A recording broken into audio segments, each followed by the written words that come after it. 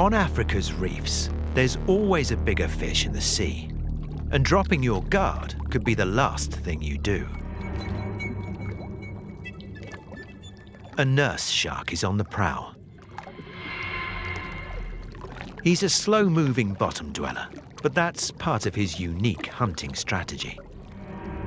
Normally a night stalker, he's coaxed from his cave at the promise of his favorite food, octopus. Predator versus predator.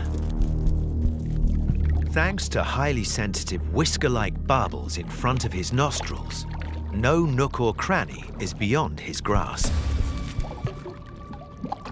The octopus flees for a bolt hole. Not fast enough.